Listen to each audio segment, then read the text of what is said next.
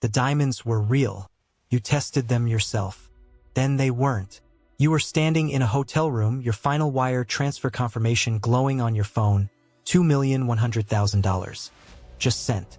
In your hand, a locked briefcase holding 200 rough diamonds you tested yourself, stone by stone, 10 minutes ago. Nothing about this deal feels wrong. 3 days from now, you will find out exactly how wrong it was.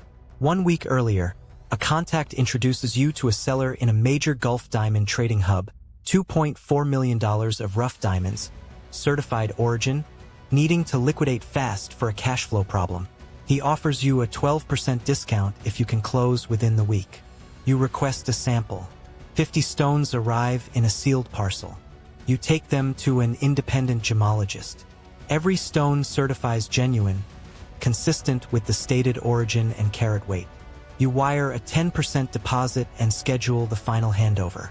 He suggests his hotel suite, more secure than an office, he says, away from prying eyes in a competitive market. You agree. Plenty of deals close this way. The handover happens in the hotel suite. He arrives with a locked briefcase and a colleague in a matching white thobe you haven't met before.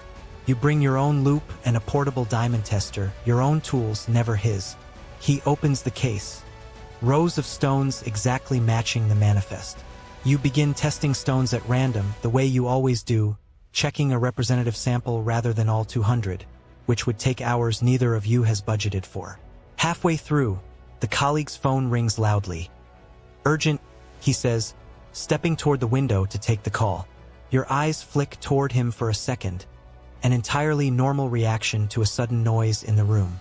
In that same moment, the seller reaches across the table and turns the briefcase toward the window. Better light for you, he says. For perhaps 4 seconds, the case is angled out of your direct line of sight. You don't think anything of it. You go back to testing. You finish testing 8 stones. All genuine. You close the case yourself, wire the remaining $2,100,000, and carry the briefcase out of the room in your own hands the entire time. This is the exact moment you started at, and it still feels like the safest deal you've closed all year. 3 days later, you deliver the parcel to your own buyer's gemologist for full recertification before resale. The call comes back within an hour, not the usual week. Something is wrong. Of the 200 stones in the case, only the 8 you personally tested are genuine diamonds. The other 192 are cubic zirconia and glass simulants, cut and weighted to pass a casual visual inspection and even fool a handheld tester under hotel lighting.